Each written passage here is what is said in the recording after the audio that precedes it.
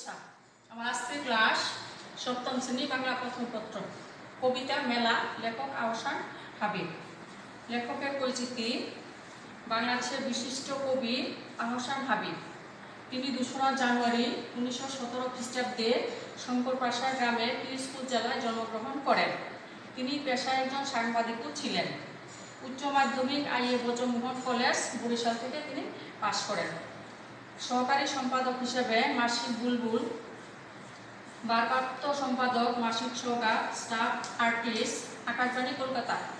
আর সাংবাদিকতা: দৈনিক আজাদ, দৈনিক কৃষক, সাপ্তাহিক প্রবাহ, সাহিত্য সম্পাদক, দৈনিক পাকিস্তান।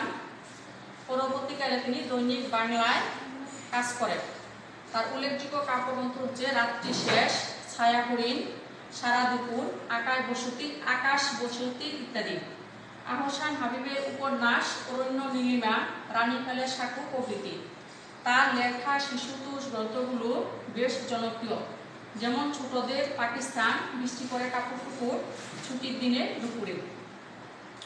কবি বাংলা একাডেমি পুরস্কার পান 1961 সালে আর 21 পদক পান 1978 সালে। 1995 খ্রিস্টাব্দে 10 জুলাই ঢাকায় মৃত্যুবরণ করেন কবি আহসান হাবিব।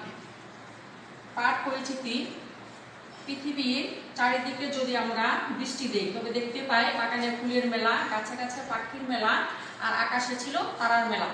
এ হলো আমাদের প্রকৃতি জগৎ। অন্যদিকে পৃথিবীর শিশু কিশোরদের রয়েছে একটি আলাদা জগৎ, আরেকটি ছোট্ট মেলার মতো। আকাশের নীলের মতো যে উত্তরতা রয়েছে, ফুলের মধ্যে যে পবিত্র সুবাস, পাখির গানের মধ্যে যে সুর, সবই হচ্ছে শিশু কিশোররা। প্রতিদিন আকাশ নিবিয়ে যে রোদ উঠে, সেখানে তারা নেয় জীবনের উত্তাপ, সাত সাগরের বুকে নেয় তারা ভালোবাসার ঢেউ। তাই তারা বিশ্বজুড়ে ছড়িয়ে দেয় নবীন প্রাণের আলোর সৃষ্টি। 25 সবুজ ভাইবোনদের হাসি খুশির মধ্যে লক্ষ লক্ষ সবুজ মানুষ মনের স্নেহ প্রীতি প্রকাশ ঘটেছে দেশকালের সীমানা ভেঙে। তারা অন্তরের ভালোবাসা দিয়ে গড়তে চায় একটি সুন্দর জগৎ। জগৎ সাজানো বাগানের মতো সুন্দর এই পৃথিবী। এই পৃথিবী হবে সকল মানুষের জন্য একটি অভিন্ন পৃথিবী।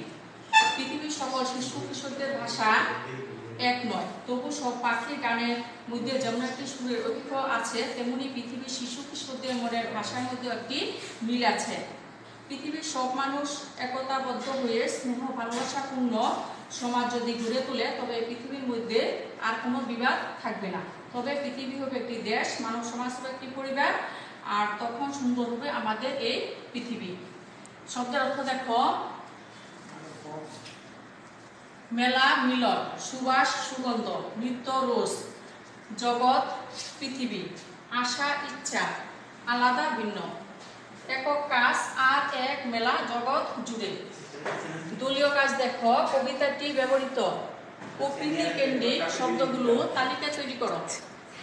মূল্যায়ন: মেলা কবিতাটির রচয়িতা কে?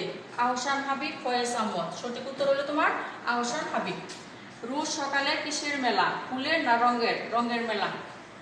কারা রং কুড়িয়ে বেড়ায়, প্রতিবেশী না ভাই-বোনেরা? বাড়ির কাজ: প্রকৃতির জগতে নানা রকম মেলার কথা বলা হয়েছে। তোমাদের সবাইকে ধন্যবাদ। ভালো থাকো, সুস্থ থাকো।